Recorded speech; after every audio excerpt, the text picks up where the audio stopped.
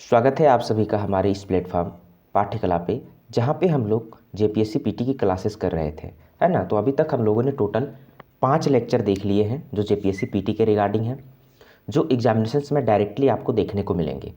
आज का जो हमारा लेक्चर होगा वो लेक्चर नंबर 6 होगा, जो जेपीएससी पीटी क्लासेस के रिगार्डिंग होगा। ठीक है, तो मैं वही चीज़ें आप लोगों को बता रहा हूँ जो जेपीएससी पीटी में देखने को मिलेंगे एग्जामिनेशंस में आप लोगों को, क्योंकि मैंने 11 to 13 जेपीएससी पीटी को आसानी से क्वालिफाई किया है, अच्छे मार्क्स से क्वालिफाई किया है। ठीक है, तो मैं जानता हूँ कि कौन से कंटेंट एग्जामिनेशंस के लिए काफ़ी इंपॉर्टेंट है। तो केवल हम इस प्लेटफॉर्म पे वही सब चीज़ें डिस्कस कर रहे हैं, वही सब चीज़ें आप लोगों को बता रहे हैं जो चीज़ें आप लोगों को याद रखने की ज़रूरत है ना। बुक में बहुत सारी चीज़ें अवेलेबल है, लेकिन उन सारे बुक को मैं एक नोट्स का फॉर्म दिया हूँ और वो नोट्स को काफ़ी शॉर्ट तरीके से बनाया हूँ, ताकि आप लोग जब उसको अपने हैंड नोट्स के रूप में तब्दील करें तो आप आसानी से रिवाइज कर सकें कहीं भी बैठ करके, है ना। क्योंकि ऑलमोस्ट अगर देखा जाए तो सिलेक्शन में सबसे ज़्यादा जो रोल होता है वो मल्टीपल टाइप रिवीजन का ही होता है। और मल्टीपल टाइप ऑफ रिवीजन आप तभी कर पाएंगे जब आपके हाथों में शॉर्ट नोट्स होंगे, क्योंकि बुक को बार बार रिवीजन करना आसान नहीं होता है और बोरिंग भी लगता है ना। तो इसलिए हमें चाहिए कि हम हैंड नोट्स बनाएं लूज सीट में, और पेपर को बैठ करके कहीं भी हम लोग आसानी से रिवाइज कर सकें। तो इसीलिए मैं आप लोग यहाँ पर देख सकते हैं कि मैंने किस तरीके से नोट्स बनाए हैं, और मैं सारे नोट्स इसी तरीके के बनाता था सॉरी, जेपीएससी पीटी में, है ना। ताकि ये क्या होता था कि देखने में भी थोड़ा अच्छा लगता था, माइंड को भी समझ में आता है, और वही सब चीज़ें यहाँ पे लिखी गई है जो चीज़ें एग्जामिनेशंस के लिए ज़रूरी है। तो आप इस तरीके से नोट्स आसानी से बना सकते हैं, रिवीजन करने में आप लोगों को काफ़ी फ़ायदा होगा। क्योंकि लास्ट टाइम जब एग्जामिनेशंस हम लोग देने के लिए जाते हैं तो वहाँ पे हम लोगों को ज़्यादा रिवाइज़ करने का टाइम नहीं मिल पाता है ना। तो काफ़ी कम समय में हम लोग ज़्यादा रिवाइज़ कर सके, इसके लिए ज़रूरी है कि आपके हाथ में हैंड नोट्स होना चाहिए। ठीक है, तो चलिए आज हम लोग शुरुआत करते हैं लेक्चर नंबर 6 की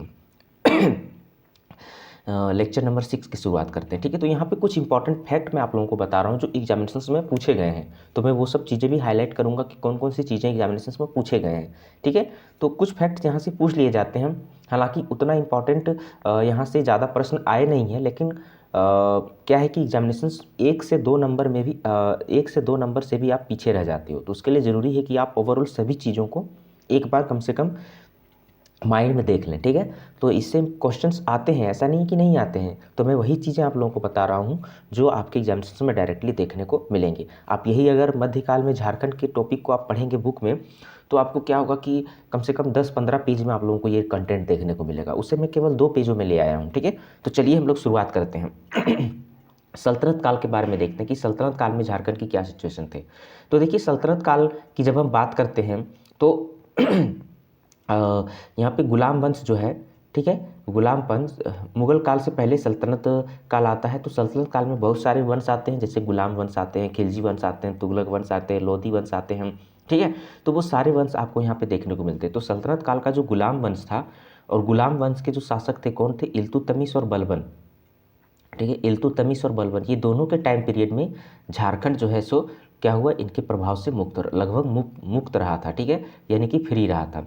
क्यों? क्योंकि इस समय झारखंड के राजा कौन थे, नागवंशी राजा हरिकर्ण थे, जो काफ़ी प्रतापी राजा थे। ठीक है, तो इसलिए क्या है, ये पॉइंट याद रखना है कि गुलाम वंश के इल्तुतमिश और बलबन के शासन जब देश में था, तो उस समय इसके शासन से झारखंड एक तरीके से क्या रहा, इनके प्रभाव से मुक्त रहा। तो एक पॉइंट यहाँ याद रखना और यहीं से याद रखना है कि उस समय झारखंड के शासक कौन हुआ करते थे, तो नागवंशी राजा हरिकर्ण हुआ करते थे। ठीक है, जो काफ़ी प्रतापी राजा और शक्तिशाली राजा हुआ करते थे। तो एक पॉइंट यहाँ से आपको ये याद रखना है। उसके बाद अलाउद्दीन खिलजी के बारे में याद रखना है कि अलाउद्दीन खिलजी जो खिलजी डायनेस्टी का शासक हुआ करता था, है ना। तो अलाउद्दीन खिलजी जो है वो 1310 ईस्वी में, कब, तो 1310 ईस्वी में छज्जू मलिक, जो इनके जो सेनापति हुआ करते थे, ठीक है, तो छज्जू मलिक कौन थे, तो अलाउद्दीन खिलजी के सेनापति थे। उसको 1310 में नागवंशी राज पर विजय हेतु झारखंड भेजा था। ठीक है, तो नागवंशी राज पर विजय के लिए झारखंड भेजा था कौन, अलाउद्दीन खिलजी। किसको भेजा था, अपने सेनापति छज्जू मलिक को। कब भेजा था, तो 1310 ईस्वी में। ये क्वेश्चन इंपॉर्टेंट है, आप लोग इसको अच्छे से याद रखें, है ना, कि अलाउद्दीन खिलजी ने किसे नागवंशी राज पर विजय करने के लिए भेजा था, तो 1310 में भेजा था किसे, अपने सेनापति छज्जू मलिक को। तो छज्जू मलिक सेनापति हुआ करते थे इनके। ठीक है, उसके बाद मलिक काफूर की बात करें तो मलिक काफूर भी कौन था, तो अलाउद्दीन खिलजी का ही सेनापति हुआ करता था। ध्यान रखना है, मलिक काफूर कौन था, तो मलिक काफूर अलाउद्दीन खिलजी का सेनापति था। तो ये मलिक काफूर को भी अलाउद्दीन का सेनापति था, जब वो दक्षिण अभियान के लिए जा रहा था तो वो झारखंड से गुजरा हुआ था। तो ये पॉइंट आप लोगों को याद रखना है, क्योंकि कभी कभी ये पॉइंट पूछ लिए जाते हैं। ठीक है, तो याद रखना है कि मलिक काफूर जो थे वो जब दक्षिण अभियान की ओर जा रहे थे तो उस दौरान उन्होंने झारखंड से प्रवेश किया था। ठीक है, तो झारखंड से वो गुजरे हुए थे। तो ये पॉइंट आप लोगों को याद रखना है। उसके बाद बेनुकर्ण कौन थे, तो बेनुकर्ण एक नागवंशी शासक हुआ करते थे। ठीक है, बेनुकर्ण एक नागवंशी शासक थे जो अलाउद्दीन खिलजी की अधीनता स्वीकारी थी। काफ़ी इंपॉर्टेंट फैक्ट है, यहाँ से प्रश्न बनेंगे। ठीक है, कि वो निम्नलिखित में से वो कौन से नागवंशी शासक थे जो अलाउद्दीन खिलजी की अधीनता को स्वीकारी थी। तो याद रखना है कौन थे, बेनुकर्ण थे। बेनुकर्ण, तो इनका नाम अच्छे से याद रखना है। बेनुकर्ण जो नागवंशी शासक थे ये अलाउद्दीन खिलजी की अधीनता को स्वीकार किए थे। तो ये फैक्ट आप लोगों को याद रखना है। उसके बाद हम बात करें मलिक बयां। ठीक है, ये इंपॉर्टेंट फैक्ट है। मलिक बयां कौन था, तो मलिक बयां जो था वो मोहम्मद बिन तुगलक, ये तुगलक वंश के शासक थे मोहम्मद बिन तुगलक। तो मोहम्मद बिन तुगलक का सेनापति था मलिक बयां। ठीक है, तो मलिक बयां जो है वो हजारीबाग के चाई चंपा तक आ पहुंचा था। ठीक है, तो याद रखना है, पहला फैक्ट इसमें याद रखना है कि चाई चंपा क्षेत्र कहाँ पे अवस्थित है, तो चाई चंपा क्षेत्र अवस्थित है हजारीबाग में। तो पहला फैक्ट आपको इसे याद रखना है। उसके बाद आप लोगों को याद रखना है कि मलिक बयां किनके सेनापति थे, तो मोहम्मद बिन तुगलक के सेनापति थे। ये फैक्ट आप लोगों को याद रखना। ठीक है, और यही मलिक बयां जो था वो हजारीबाग के चाई किला को जीता था, है ना, हजारीबाग के चाई किला को जीता, और वो चाई किला किसको दे दिया, फतेह खान दौरा को दे दिया था शासन करने के लिए। किसको दे दिया, फतेह खान दौरा को। तो मलिक बयां जो मोहम्मद बिन तुगलक का सेनापति था वो हजारीबाग के चाय किला को जीता और जीत करके फतेह खान दौरा नामक व्यक्ति को दे दिया। तो एक पॉइंट यहाँ से आप लोगों को याद रखना है। ठीक है, उसके बाद ये वेरी वेरी इंपॉर्टेंट फैक्ट है जो आप लोगों को याद रखना ही है। छजुद्दीन आजमुल मुल्क, ये कौन थे। ठीक है, तो मोहम्मद बिन तुगलक के द्वारा छजुद्दीन आजमुल मुल्क को सतगावा का शासक नियुक्त किया गया था। ये वेरी इंपॉर्टेंट फैक्ट है, याद रखना है। सतगावा हम लोग पिछले क्लासेस में देखे थे। सतगावा कहाँ पे है, तो कोडरमा में है। सतगावा कहाँ पर है, कोडरमा में है। तो याद रखना है। ठीक है, तो सतगावा के शासक किसे नियुक्त किया गया था, छजुद्दीन आजमुल मुल्क के द्वारा। छजुद्दीन आजमुल मुल्क के द्वारा। तो छजुद्दीन आजमुल मुल्क को सतगावा का शासक कौन नियुक्त किया था, तो वो कौन थे, मोहम्मद बिन तुगलक थे। तो यहाँ से आपको एक फैक्ट ये याद रखना है। ठीक है सॉरी। उसके बाद अगर हम बात करें तुगलक काल में, तो तुगलक काल में नागवंशी राजा कौन हुआ करते थे, तो हरिकर्ण हुआ करते थे। ठीक है, तो तुगलक काल में नागवंशी राजा कौन हुआ करते थे, हरिकर्ण। तो ये भी फैक्ट आप लोगों को याद रखना है कि तुगलक काल में नागवंशी राजा कौन थे, हरिकर्ण थे। उसके बाद लोदी वंश, जब हम लोग देखते हैं कि सल्तनत काल का जो सबसे अंतिम वंश था वो कौन था, लोदी वंश था। जैसा कि हम लोग जानते हैं कि 1526 ईस्वी में, है ना, 1526 ईस्वी में इब्राहिम लोदी और बाबर के बीच में युद्ध होता है। ठीक है, युद्ध होता है जिसमें क्या होता है कि एक तरीके से लोदी वंश की समाप्ति होती है और बाबर भारत पे शासक करने के लिए मुगल वंश की स्थापना करता है। ठीक है, तो ये लोदी वंश सल्तनत काल का अंतिम वंश हुआ करता है। ठीक है, तो लोदी वंश जो है उनके प्रभाव से झारखंड मुक्त रहा, यानी कि लोदी वंश के कोई भी शासक का प्रभाव झारखंड में देखने को नहीं मिलता है। ठीक है, चाहे वो सिकंदर लोदी की बात करें, चाहे वो इब्राहिम लोदी की बात करें, तो ये पॉइंट याद रखना है कि लोदी वंश के शासक जो थे उनके प्रभाव से झारखंड मुक्त रहा था। ठीक है, तो उस समय झारखंड में कौन शासक हुआ करते थे, तो प्रतापकर्ण, छत्रकर्ण और विराटकर्ण शासक हुआ करते थे। तो ये फैक्ट भी आप लोगों को याद रखना है। उसके बाद 1494 ईस्वी में जो लोदी वंश के शासक थे सिकंदर लोदी, ठीक है, उनके समय में हुसैन शाह सरकी, ये इंपॉर्टेंट फैक्ट है, याद रखना है। हुसैन शाह सरकी ये कहाँ के शासक हुआ करते थे, ये जौनपुर का शासक था। ठीक है, तो हुसैन शाह सरकी जौनपुर का शासक था। ये भाग करके साहेबगंज में शरण लिया था। जब 1494 ईस्वी में सिकंदर लोदी ने जौनपुर पर आक्रमण किया था तो वहाँ के शासक हुसैन शाह सरकी जो थे वो साहेबगंज में शरण लिया था। तो ये पॉइंट आप लोगों को याद रखना है, साहिबगंज में शरण लिया था। कौन शासक था, तो हुसैन शाह सरकी था। कहाँ के शासक था, तो जौनपुर का शासक था। तो प्रश्न पूछा जाएगा कि निम्नलिखित में से कौन जौनपुर के शासक साहिबगंज में शरण लिए थे, तो कौन थे, हुसैन शाह सरकी था। तो ये फैक्ट भी आप लोगों को याद रखना। सॉरी। उसके बाद देखिए ये फैक्ट आपको कई बार एग्जामिनेशन में पूछा गया है, जेएसएससी में भी पूछा गया है और जेपीएससी में भी आपको पूछा गया है। आप कहीं से भी उठा के देख लें कि आदिल शाह द्वितीय या आदिल खान द्वितीय जो खानदेश का शासक था, खानदेश का शासक था, ठीक है, दक्षिण का ये क्षेत्र था खानदेश, वहाँ के शासक थे, उसका नाम क्या था, आदिल शाह द्वितीय, ओ या इन्हीं का नाम आदिल खान द्वितीय भी बोला जाता है इनको। तो इन्होंने स्वयं को झारखंडी सुल्तान, इन्हें झारखंडी सुल्तान कहा जाता है, याद रखिएगा, ठीक है। तो ये फैक्ट पूछा गया है, कैसे पूछा गया है कि निम्नलिखित में से किन्हें झारखंडी सुल्तान के नाम से जाना जाता है। तो याद रखिएगा आदिल शाह द्वितीय या आदिल खान द्वितीय, ये आया हुआ है, ये एग्जामिनेशंस में आया हुआ है, ठीक है, याद रखना ये फैक्ट को, काफ़ी इंपॉर्टेंट फैक्ट है ये कि झारखंडी सुल्तान के नाम से कौन से शासक प्रसिद्ध है। तो कौन से शासक प्रसिद्ध हैं, तो आदिल शाह द्वितीय या इन्हीं का, आदिल शाह द्वितीय का ही दूसरा नाम है आदिल खान द्वितीय। तो दोनों में से कोई भी नाम रहेगा, आप लोग उसको आसानी से याद रखिएगा। सॉरी। उसके बाद अगर हम बात करें शेरशाह के बारे में, तो हम लोग जैसा कि जानते हैं कि जब हुमायूं शासक बनता है 1500, हुमायूं शासक जब बना था, जब बाबर की मृत्यु हो गई थी 1529 के आसपास में, बाबर की मृत्यु हो जाती है, तो 1530 में हुमायूं शासक बना, ठीक है। तो हुमायूं को एक तरीके से टक्कर देने वाला एक अफगान शासक हुआ था शेरशाह।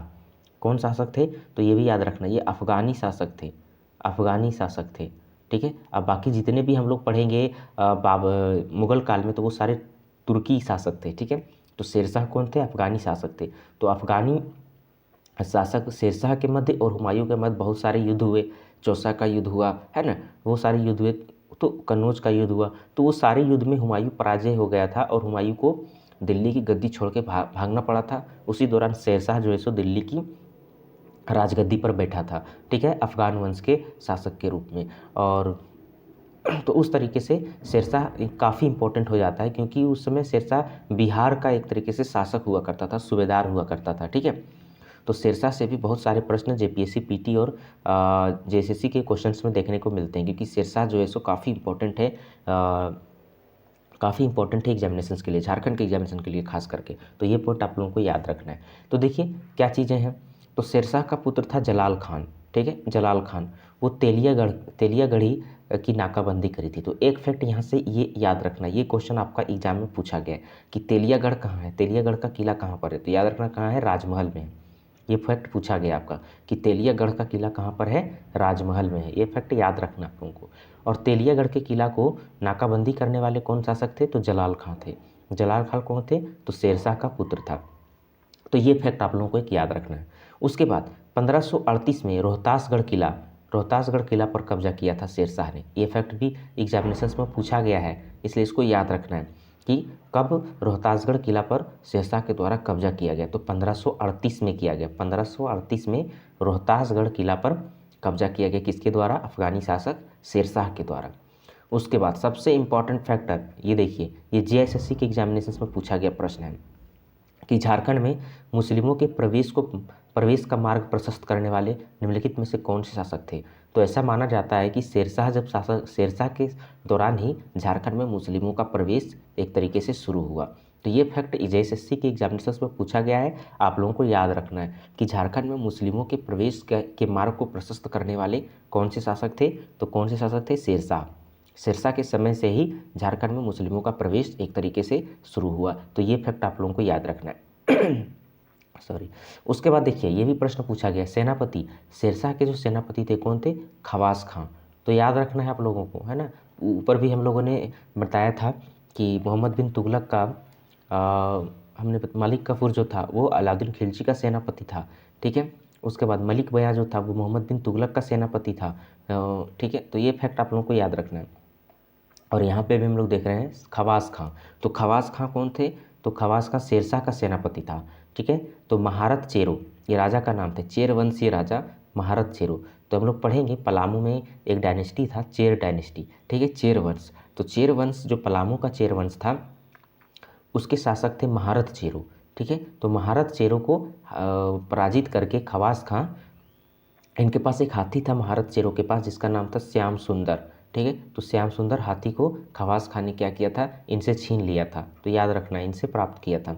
तो ये पॉइंट पूछा गया, इन हाथी का नाम पूछा गया है एग्जाम में ठीक है, ये हाथी का नाम पूछा गया कि निम्नलिखित में से कौन हाथी थे जिनको शेरशाह के सेनापति के द्वारा चेर राजा से प्राप्त किया गया था। तो याद रखना श्याम सुंदर, श्याम सुंदर ये हाथी का नाम है। ठीक है, तो ये हाथी का नाम है जिसे शेरशाह के सेनापति खवास खां ने महारत चेरो से प्राप्त किया था। तो ये फैक्ट आपका एग्जामिनेशन में पूछा गया है, इसको आप लोग अच्छे से याद रखें। उसके बाद लगभग 35 वर्ष तक शेरशाह के वंशज ने राजमहल क्षेत्र में शासन किया है ना। तो ये फैक्ट भी आप लोग याद रख सकते हैं। तो देख सकते हैं कि शेरशाह कितना इंपॉर्टेंट टॉपिक है, इसमें कौन कौन से प्रश्न पूछे गए। तो सबसे पहले आपको ये प्रश्न पूछा गया तेलियागढ़ का किला कहाँ पर है, एक फैक्ट फर्स्ट। दूसरा प्रश्न पूछा गया है कि रोहतासगढ़ किला पर कब्जा शेरशाह के द्वारा कब किया गया, तो 1538 में, ये भी पूछा गया। उसके बाद ये भी पूछा गया कि झारखंड में मुस्लिमों का प्रवेश का मार्ग प्रशस्त करने वाले कौन शासक थे, तो शेरशाह था, ये भी पूछा गया। उसके बाद हाथी का नाम पूछा गया कि हाथी का नाम क्या था जिसको शेरशाह के सेनापति ने महारत चेरो से प्राप्त किया था, तो कौन था, श्याम सुंदर नाम का हाथी था। तो ये सारे फैक्ट आपको देख सकते हैं कि वही फैक्ट यहाँ पे मैंने लिखा है जो एग्जामिनेशंस में आपके आएंगे, और इसके अलावा और भी क्वेश्चन बनने की संभावना इससे नहीं है। तो आप लोग इसे फैक्ट को ही याद रखें। ठीक है, तो चलते हैं फिर आगे हम लोग बढ़ते हैं अकबर के बारे में। अकबर के बारे में भी कुछ फैक्ट्स हैं जो आपके एग्जामिनेशंस में देखने को मिले हैं। ठीक है, तो जानते ही हैं कि मुगल वंश का सबसे प्रतापी शासक था हुमायूं का पुत्र। तो 1585 में शहबाज खां को मधुकरण शाह पराजित किया। देखो, अकबर के द्वारा 1585 ईस्वी में, ठीक है, शहबाज खां को नागवंशी शासक को हराने के लिए भेजा गया था झारखंड। ठीक है, शहबाज खां को, तो ध्यान रखना, शहबाज खां को अकबर ने भेजा था। कब भेजा था, 1585 में। क्यों भेजा था, तो नागवंशी शासक को पराजित करने के लिए। तो शहबाज खां ने उस समय नागवंश के शासक थे मधुकरण शाह, तो मधुकरण शाह को पराजित कर दिया। और इन दोनों में एक तरीके से क्या होता है, पराजित किया, और फिर मधुकरण शाह को इसके लिए वार्षिक मालगुजारी देना पड़ा था। ठीक है, यानी कि वार्षिक मालगुजारी देने के बाद इनको एक तरीके से छोड़ दिया गया। तो ध्यान रखना है कि निम्नलिखित पूछा गया प्रश्न है ये फैक्टर एग्जामिनेशन में आया है। क्या आया है कि निम्नलिखित में से कौन से नागवंशी शासक थे, है ना, जिन्हें अकबर के सेनापति शहबाज खां ने पराजित किया था। तो याद रखना वो कौन थे, मधुकरण शाह थे। तो शासक का नाम पूछा गया है, तो ये पॉइंट आप लोगों को याद रखना है। उसके बाद सबसे इंपॉर्टेंट फैक्ट, ये भी आपके एग्जामिनेशन में पूछा गया है कई बार। 1589 ईस्वी में राजा मान सिंह को अकबर के द्वारा बिहार और झारखंड का सूबेदार नियुक्त किया गया। ये वेरी इंपॉर्टेंट फैक्ट है, आया हुआ फैक्ट है कि राजा मान सिंह को बिहार और झारखंड का सूबेदार कब नियुक्त किया गया। तो ये फैक्ट याद रखना, 1589 में, 1589 में। ठीक है, 1589 में, 1589 में अकबर के द्वारा राजा मान सिंह को बिहार झारखंड का सूबेदार नियुक्त किया गया। तो ये फैक्ट आप लोगों को अच्छे से याद रखना है। उसके बाद 1590 में पलामू के चेर राजा भगवत राय, है ना, पलामू के चेर राजा भगवत राय को पराजित किया। तो ये भी फैक्ट आप लोगों को याद रखना है कि 1590 में पलामू के चेर राजा जो थे वो कौन थे, भगवत राय, इनको पराजित किया था कौन, राजा मान सिंह। ये फैक्ट देखिए, ये फैक्ट आपका आया हुआ है एग्जामिनेशन में। ठीक है, कि 1592 में राजमहल किस क्षेत्र में है, साहेबगंज के क्षेत्र में। ठीक है, तो राजमहल को बंगाल की राजधानी बनाया। तो ये फैक्ट आप लोगों को याद रखना है, ये एग्जामिनेशन में आया गया है कि राजा मान सिंह के द्वारा, है ना, राजा मान सिंह के द्वारा बंगाल की राजधानी किसे बनाई गई, तो कौन था वो क्षेत्र, राजमहल था, राजमहल। तो राजा मान सिंह के द्वारा राजमहल को 1592 में बंगाल की राजधानी बनाई। इसको ऐसा भी पूछा गया है कि अकबर के शासनकाल में बंगाल की राजधानी कौन सी थी, तो ध्यान रखना है राजमहल। ठीक है, तो इसको ऐसे भी उल्टा करके पूछा जा सकता है कि अकबर के समय में बंगाल की राजधानी कौन सी थी, तो राजमहल थी। तो ये फैक्ट आप लोगों को याद रखना है दो तरीके से। उसके बाद ये भी फैक्ट देखिए इंपॉर्टेंट है अकबर नगर कि राजमहल का जो परकोट व महल वाले नगर हुआ करते थे उसको राजा मान सिंह ने अकबर नगर का नाम दिया। तो ये भी एग्जामिनेशन में पूछे गए हैं। ठीक है, कि अकबर नगर का नाम राजा मान सिंह ने किस शहर को दिया था, तो राजमहल क्षेत्र के जो परकोट व महल वाले नगर थे उसको अकबर नगर का नाम दिया कौन, राजा मान सिंह। तो ये फैक्ट आप लोगों को याद रखना है। ठीक है, जो काफ़ी इंपॉर्टेंट फैक्ट है और यहाँ से प्रश्न हमेशा बने हैं, जब भी हिस्ट्री का क्वेश्चंस आता है तो ये फैक्ट यहाँ से बनेंगे। उसके बाद जहांगीर की बात करें तो जहांगीर की बात करें तो तुजु के जहांगीरी, जहांगीर की आत्मकथा है तुजू के जहांगीरी। तो जहांगीर की आत्मकथा जो है तुजू के जहांगीरी, उसमें छोटा नागपुर से सोने की प्राप्ति का उल्लेख प्राप्त होता है। ऐसा माना जाता है, ऐसा उल्लेख इसमें वर्णित है कि छोटा नागपुर में सोना पाया जाता है। ठीक है, तो छोटा नागपुर में सोने के प्राप्ति का उल्लेख किस में मिलता है, तो तुजू के जहांगीरी में मिलता है। ये फैक्ट याद रखना है। उसके बाद जहांगीर के समय झारखंड का शासक कौन था, दुर्जनशाल। ये वेरी इंपॉर्टेंट फैक्ट है, इनसे एक काफ़ी इंपॉर्टेंट क्वेश्चन बने हैं दुर्जनशाल से, तो ये आपको याद रखना है कि दुर्जनशाल जो थे नागवंशी शासक थे, और जहांगीर के समय में झारखंड का शासक दुर्जनशाल थे, दुर्जनशाल, और ये नागवंशी शासक हुआ करते हैं। ठीक है, उसके बाद 1612 में जफर खां को बिहार का सूबेदार नियुक्त किया। कौन नियुक्त किया, जहांगीर। ये भी फैक्ट आप लोगों को याद रखना है कि 1612 ईस्वी में जहांगीर के द्वारा जफर खां को बिहार का सूबेदार बनाया गया। उसके बाद 1615 ईस्वी में इब्राहिम खां, किसको, इब्राहिम खां को बिहार का सूबेदार बनाया गया। तो ये फैक्ट भी आप लोगों को याद रखना है कि 1615 में इब्राहिम खां को बिहार का सूबेदार बनाया गया। ठीक है, अब देखिए यही इब्राहिम खां को एक उपाधि दी गई थी, फात जंग।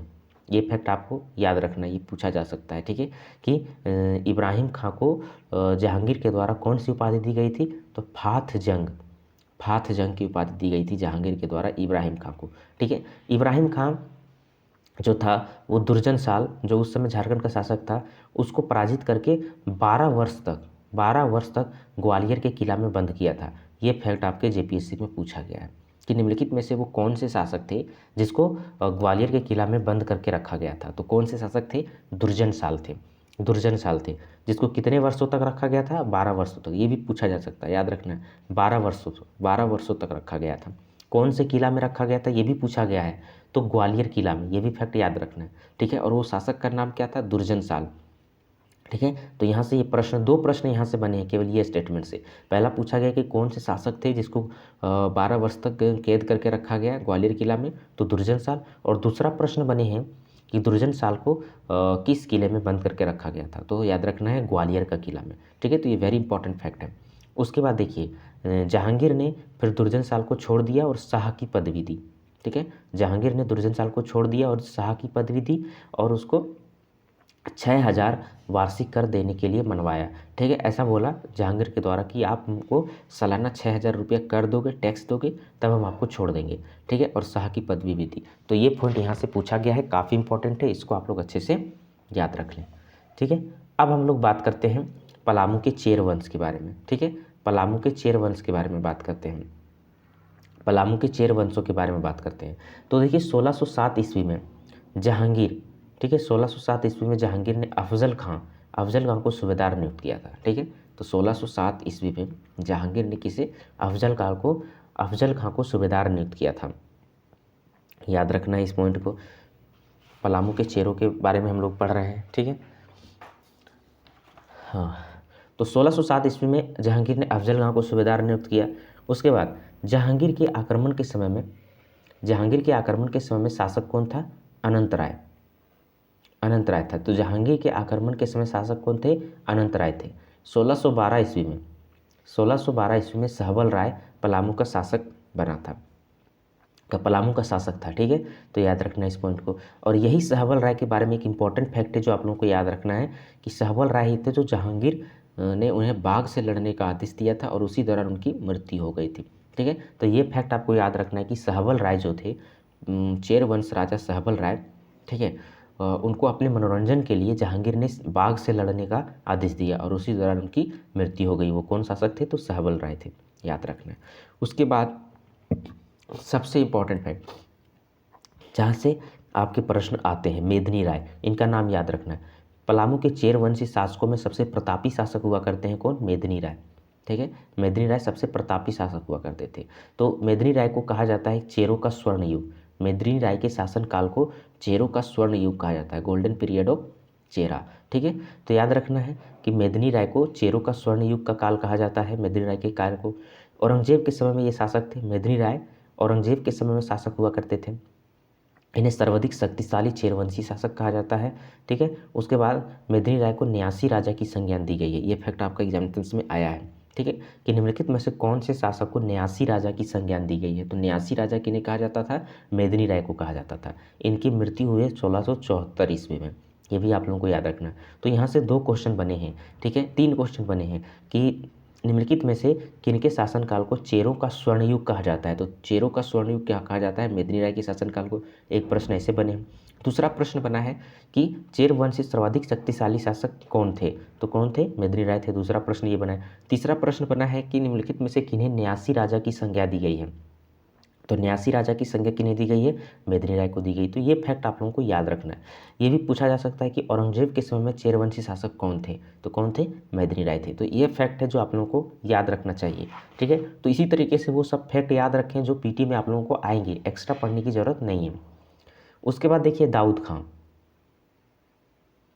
जब हम बात करते हैं दाऊद खां की, तो दाऊद खां पलामू विजय के दौरान पलामू विजय, दाऊद खां कौन थे? तो इस औरंगजेब ने इसको भेजा था मेदिनी राय को हराने के लिए। तो मेदिनी राय क्या हुए थे? मेदिनी राय इनसे भाग गए थे और साहेबगंज की जेल में शरण ली थी। तो मेदिनी राय को हराने वाले ये जो दाऊद खां थे, ये जब पलामू को जीता तो उसके स्मृति में, यानी जीत के याद में पलामू किला में मस्जिद बनवाया, ठीक है। और पलामू किला का जो द्वार हुआ करता था उसका नाम था सिंह द्वार। ये फैक्ट पूछा गया है। पलामू किला का जो द्वार था उसका नाम क्या था? सिंह द्वार। तो सिंह द्वार को वो अपने साथ ले गए, कौन? दाऊद खां। ये याद रखना। उसके बाद हम लोग शाहजहां से संबंध में कुछ फैक्ट देखते हैं शाहजहां के बारे में। तो शाहजहां के बारे में देखते हैं। तो शाहजहां दुर्जन साल राजधानी कोकरह से दोईसा स्थानांतरित किया। तो याद रखना है कि कोकरा नागवंशी शासकों की राजधानी कोकरह से दोईसा स्थानांतरित करने वाले शासक का नाम क्या था? दुर्जन साल। बहुत इंपॉर्टेंट है, इनको याद रखना है, ठीक है।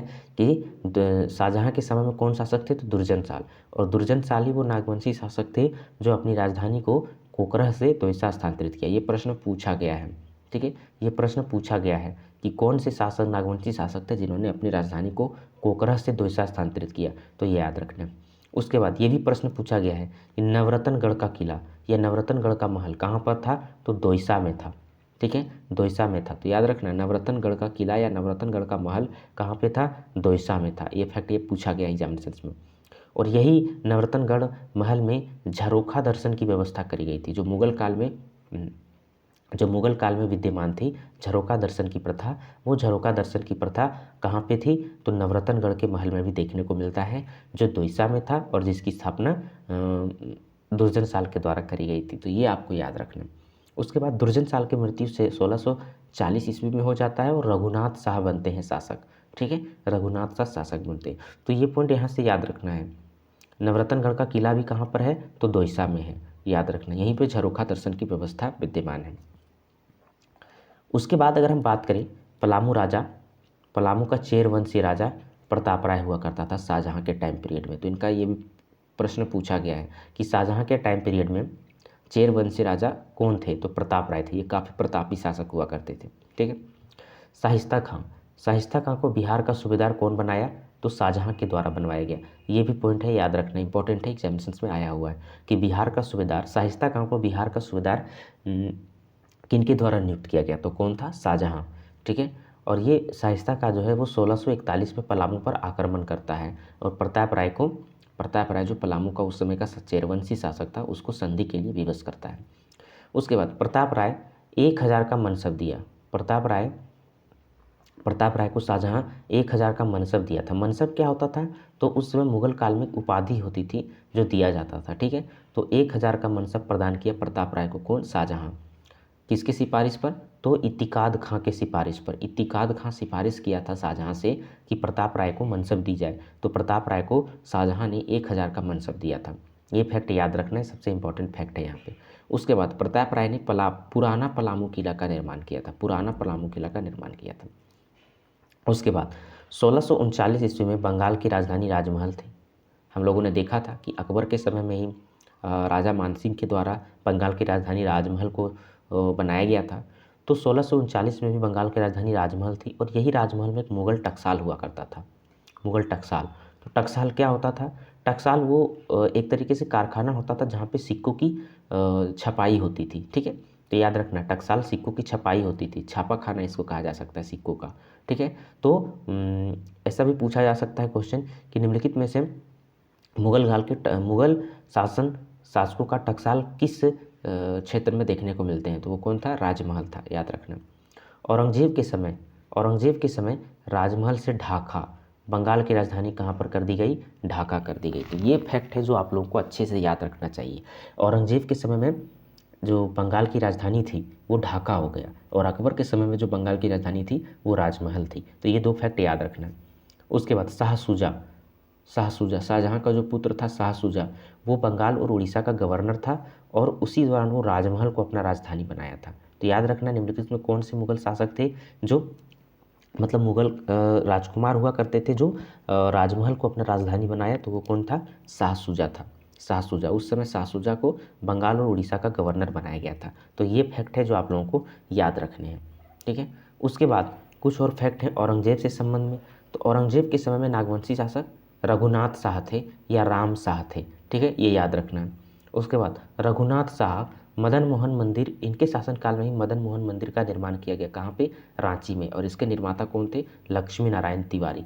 ये काफ़ी इंपॉर्टेंट फैक्ट है, आप लोगों को याद रखना चाहिए। एग्जाम्स में पूछा गया है कि मदन मोहन मंदिर कहाँ अवस्थित है? तो कहाँ है? रांची में है, ठीक है। किसके शासनकाल में ये बना? तो रघुनाथ शाह के शासनकाल में बना, और इसके निर्माता कौन थे? लक्ष्मी नारायण तिवारी, ये याद रखना है। उसके बाद मेदिनी राय समकालीन थे। औरंगजेब के समकालीन कौन चेरवंशी शासक था? मेदिनी राय, हम लोगों ने ऊपर देखा। तो इन्होंने दोईसा में जो राजधानी हुआ करता था वहाँ पे नागपुर दरवाज़ा को बनवाया, ठीक है। तो दोईसा में नागपुर दरवाज़ा के निर्माता कौन थे? मेदिनी राय थे। ये पॉइंट भी आपको याद रखना है। कुछ और फैक्ट हैं एक्स्ट्रा जो आप लोगों को याद रखना चाहिए कि 1670 में राजा दलेल सिंह, याद रखना, ये रामगढ़ के राजा हुआ करते थे। खोरठा जब हम लोग पढ़ेंगे तो इनका बड़ा योगदान आपको देखने को मिलेगा, ठीक है। तो 1670 में दलेल सिंह की राजधानी बादम से रामगढ़ स्थानांतरित किया। तो दलेल सिंह के द्वारा राजधानी बादम से रामगढ़ स्थानांतरित किया गया। ये प्रश्न पूछा गया है, इंपॉर्टेंट क्वेश्चन, याद रखना। उसके बाद खड़गडीहा औरंगजेब के आक्रमण से मुक्त रहा। ये फैक्ट है जो याद रखना, पूछा गया है एग्जामिनेशन में कि निम्नलिखित में से कौन सा क्षेत्र था जो औरंगजेब के आक्रमण से मुक्त रहा? तो वो कौन सा था? खड़गडीहा था। ये फैक्ट याद रखना। उसके बाद मराठा आक्रमण के समय झारखंड मुगल आक्रमण से मुक्त हो गया।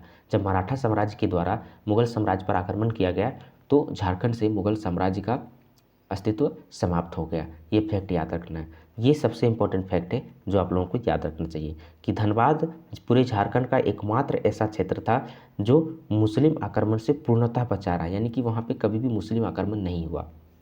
वो कौन सा क्षेत्र था? धनबाद था। तो धनबाद एकमात्र झारखंड का ऐसा क्षेत्र था जो मुस्लिम आक्रमण से बचा रहा, ठीक है। ये पॉइंट याद रखना है। उसके बाद मुगल कालीन ग्रंथ की बात करें तो नागवंशी शासकों को मुगल कालीन ग्रंथों में नागवंशी शासक को किस नाम से पुकारा गया है? तो जमींदार ए खां अलामा के नाम से पुकारा गया है नागवंशी शासकों को मुगल कालीन ग्रंथों में। इसका मतलब क्या होता है? इसका मतलब होता है हीरो के खान के मालिक, ठीक है। तो ये फैक्ट हमने आज आप लोगों को कुछ बताए मेडाइवल हिस्ट्री से संबंध में। आप लोग को उम्मीद है कि अच्छा लगा होगा। आप लोग शॉर्ट नोट्स इसी तरीके से बना लें ताकि आप लोग आसानी से रिवीजन कर सकें एग्जामिनेशंस के लास्ट टाइम ऑफ पीरियड में, क्योंकि जो भी नोट्स हम लोग बनाएं उसमें आप लोगों को इस बात का ख्याल रखना चाहिए कि हम लास्ट एग्जामिनेशंस के दौरान में अच्छे से रिवाइज कर सकें और कम समय में। ऐसा नोट्स आपके पास होना चाहिए, ठीक है। तो इस तरीके का नोट्स अगर आपके पास हो, मैंने तो बहुत सारा वर्ड लिख दिया है, आप लोगों को इतना लिखने की ज़रूरत नहीं है ना। तो याद रखना है कि एक शॉर्ट नोट्स बनाएं और वो उसको आप लोग बार बार रिवाइज करें, ठीक है। लूज शीट में बनाएं और उसको पिनअप करते चलें। तो ऐसे क्या होगा कि याद करने में आप लोगों को आसानी होगी और एग्जामिनेशंस में डायरेक्ट प्रश्न यहाँ से आप लोगों को देखने का मिलेगा। ज़्यादा पढ़ने की कोई आवश्यकता है ही नहीं, मैं केवल वही चीज़ें आप लोगों को बता रहा हूँ जो एग्जामिनेशंस में डायरेक्ट आप लोगों को देखने को मिलेगा। तो आप लोग केवल इतना ही करते जाएं और विश्वास मानिए कि जब आप टेस्ट लगाएंगे, जब आप एग्जामिनेशंस देंगे तो आप लोगों को कहीं ना कहीं सच में इसका लाभ देखने को मिलेगा, ठीक है। तो इसलिए मैं उम्मीद करता हूँ कि आप लोग शॉर्ट नोट्स बना रहे होंगे।